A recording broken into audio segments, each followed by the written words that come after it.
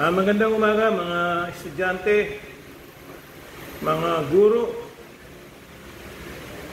mga administrador ng ating paaralan, sa pangunguna ng ating members of the Board of Trustees, at ang ating Pangulo, Dr. Danilo Biayap.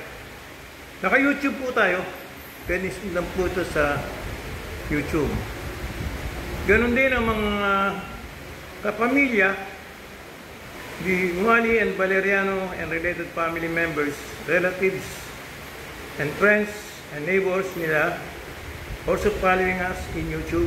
Our brothers and sisters in Christ in several churches all over the world also following us in YouTube. Members of my family, my wife, children, grandchildren, all our relatives and friends, including all my friends in Facebook, more than 5,000 of them, and all my students in senior high school, in Lydia, and also in college, my students in Calculus, Bachelor of Science and Computer Science, and all my other students in my other classes present and during the past days. And also my daughter Grace with Edwin in the US also following us in YouTube. So we will start now our morning devotion. By the way, I am your host, Evangelist Professor Dr. Romeo Umali. At sisimulan po natin ang ating morning devotion na ginagawa natin tuwing Lunes, no? Sa pamagitan ng isang panalangin. Manalangin po tayo. In the name of the Father, and of the Son, and of the Holy Spirit. Amen. Dear God, here we are again at the start of a busy week.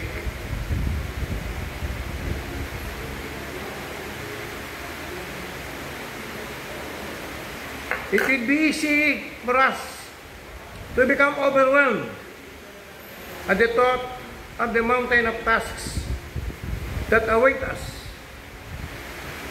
Help us instead, Lord, to see the opportunities before us, to be thankful that you have given us work to do and the ability to do it. Thank you for the people we will serve and for those who will serve us.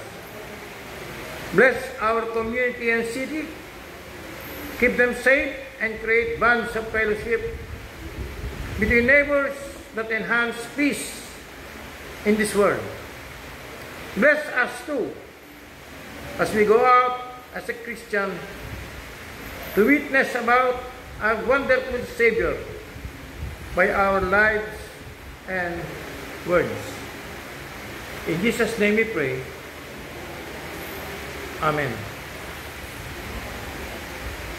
Our meditation this morning, taken from the Portals of Prayer, is entitled Diligent. And we'll be reading some words from the Bible, the Word of God from the Bible. Proverbs 12. Okay? We start with Proverbs 12.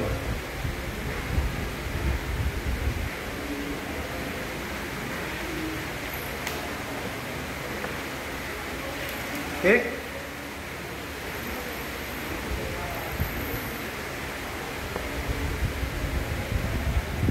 Babasahin ko na.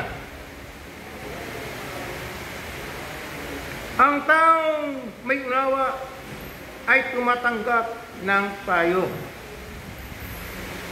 Ngunit ayaw mapalalahanan ang matigas ang ulo.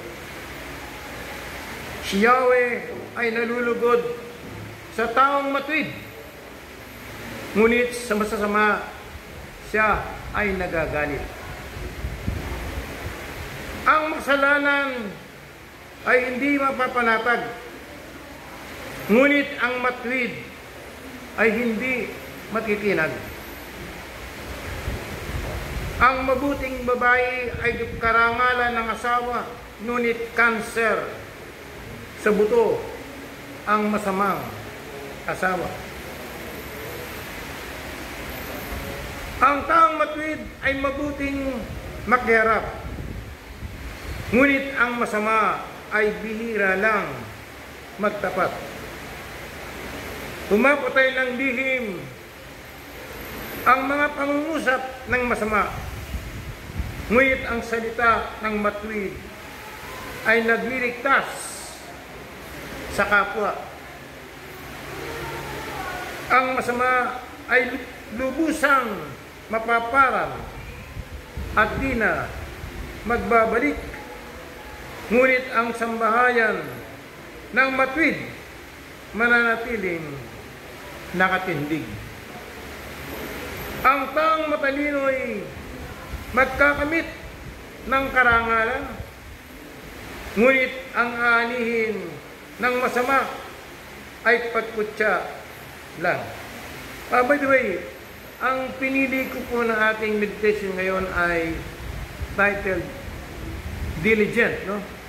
Kasi gagraduate na ang ating mga estudyante sa loob ng ilang araw lang, itong linggong to, okay? At sa pamagitan ng kanilang diligence, sila ay pumasa sa kanilang mga pinag-aralan. Tutuloy ko, ang marami pang nagsisikap ay mabuting di hamak kaysa nagkukunwaring mayaman, ngunit sa gutom nakasadla. Kahit sa kanyang mga hayop, ang matuwid ay mabait, ngunit ang masama kahit kanino ay sadyang mabagsik. Ang taong masipag ay sagana sa lahat, yon. Ngunit ang isang hangal sa yaman ay salat. Ang nais ng masama ay puro kasamaan, ngunit ang tungtungan ng matuwid ay hindi magmamali. Ang masama ay nahuhuli sa salita ng kanyang bibig, ngunit ang matuwid ay malayo sa ligalig. Ang kakamtin ng tao ay batay sa gawa o salita. Bawat isa ay tatanggap ng karampatang gantimpala. Ang akala ng mangmang ay siya lamang ang tama, ngunit handang tumanggap ng payo ang taong may unawa. Ang pagkainis ng mangmang kagad nahahalata, ngunit ang mga matatalino di pansin ang pagkutya. Sa pagsasabi ng tapat, lumilitaw ang katarungan, ngunit ang pagsisinungaling ay lumilika ng kapahamakan. Tandaan natin yan, ha? Ang mataas na pananalita ay sumusugat ng damdamin, ngunit sa magandang pananalita, sakit ng loob ay gumagaling. Ang tapat na labi ay mananatiling kailanman, ngunit ang dilang sinungaling ay hindi magtatagal. Ang nagbabalik ng masama ay mag-aani ng kapahamakan, ngunit ang nag-iisip ng mabuti magtatamo ng kagalakan. Ang kasamaang palad ay malayo sa matuwid, Ngunit ang buhay ng masama ay puno ng ligalig. Namumuhay si Yahweh sa taong sinungaling, ngunit ang tapat ay ligaya at aliw. Hindi agad sinasabi ang alam ng matalino, ngunit kahangalan ay inihahayag ng mangmang na tao. Balang araw, ang masikap, ang mamamahala,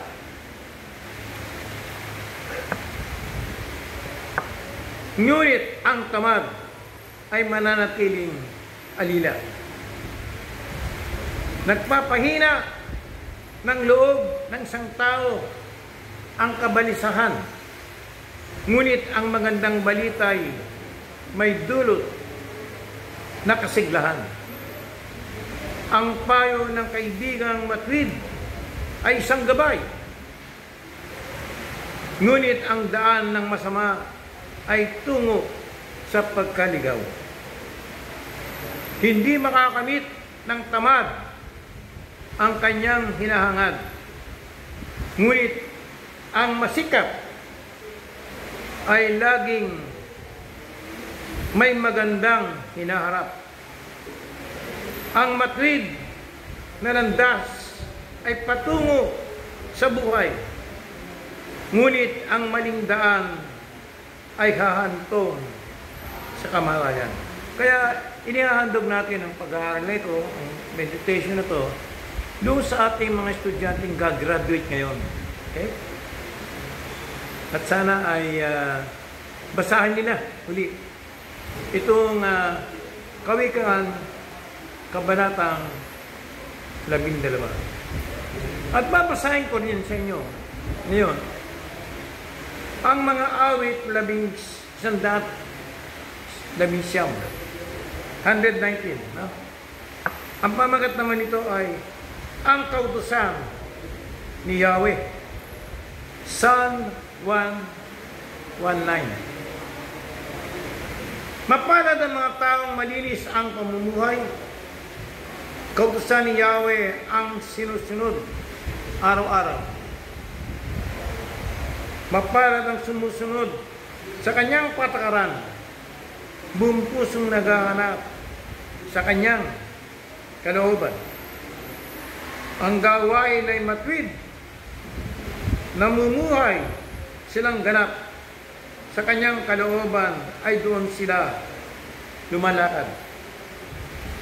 Binigay mo nga sa amin ang iyong mga utos upang buong pagsisikap na ito'y aming masunod.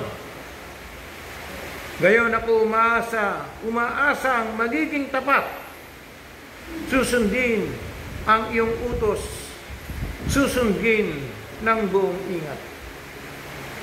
Kaiyan ay hindi ko matitikman kailan paman kung ako ay susunod ng tapat sa iyong kautusan. Ang matwid mong tuntunin habang aking tinatarok, buong pusong pupurihin kitang lubos. Ang lahat ng iyong utos ay sisikapin kong sundin. Huwag mo kong iwanan, huwag mo akong lilisanin.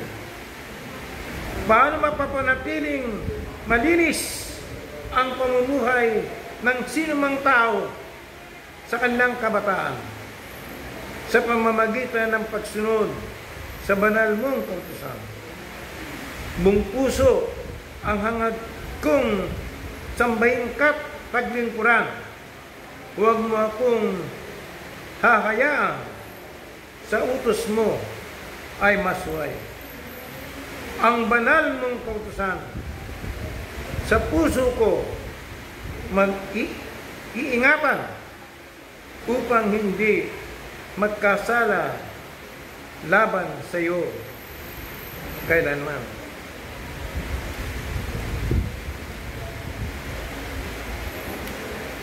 Tuloy po natin.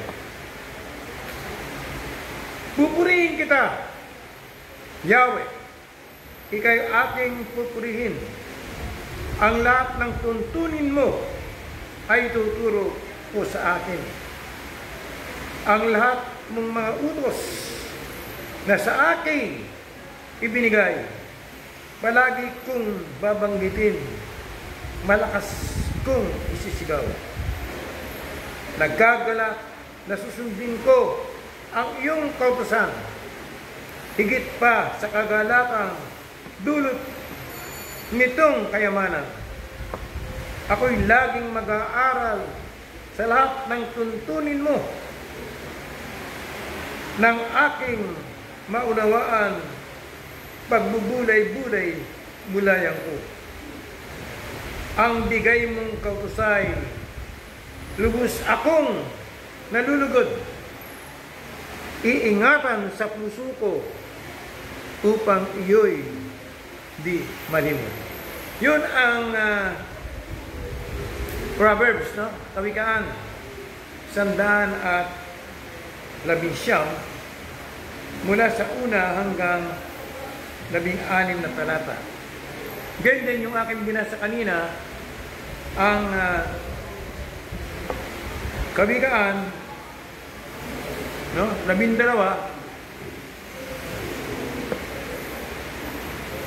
Binasa ko po yung buo. Kawikaan 12. Simula sa una hanggang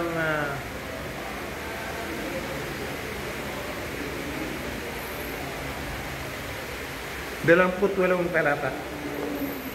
28 talata. Okay?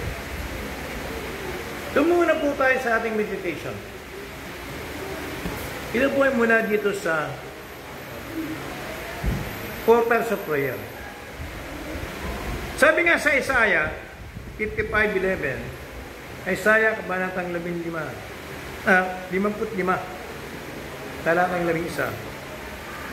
So shall my word be that goes out from my mouth, it shall not return to me empty, but it shall accomplish that which I purpose, and shall succeed in the thing for which I sent it. Yun ang mga talata, no? Mula sa Isaiah. Kabanatang 55, talatang 11. Ang title nga po ng ating meditation ay Diligent. It's because of diligence na tayo ay makakagraduate ngayon, mga estudyante. Di ba? It's because of your diligence. Okay? I owe an apology to my parents, ganun, no? And all the teachers and professors. So, kayo mga gagraduate, no? Alalahan niyo yung mga magulang, ang inyong mga guro, yung mga professor, na gumabay sa inyo, na nagturo sa inyo sa loob ng isang taon, who suffered through my sporadically diligent efforts on schoolwork. Yun. Ganun ba kayo? Sporadic, hindi tuloy-tuloy, hindi continuous, no? Ang inyong diligence, ang inyong pagiging masugid na mag-aaral. Okay? I foolishly thought that putting it in a little effort, kumisan nga, hindi natin pinaghuhusay, hindi natin pinagbubuti, hindi natin binibigay lahat ng magagawa natin di ba? Sa ating pag-aaral. Most of the time, and a lot of effort, occasionally, was enough to get a great result. Yan. Although, tumatanggap din tayo ng magagandang resulta, no? Sa ating effort. It wasn't. If it's not full effort, all the time. Tandaan yan, ha? It should be full effort all the time. Not just at the last minute. It's not diligence.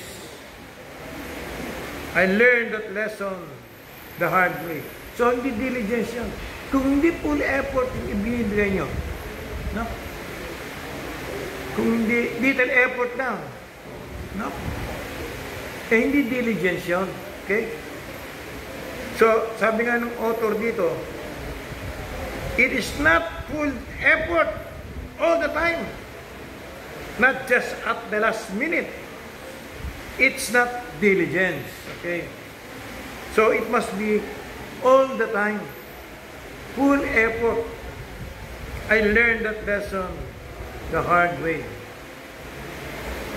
Diligence rewards itself. Okay? Maliwanag ba yun? Maganda nagiging bunga, no?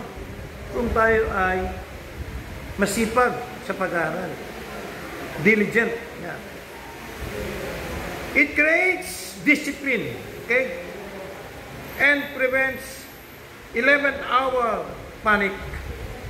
Minsan ganun nangyayari. 11th hour tayo nag-rush, no? Sa pag-aaral. Tigawain.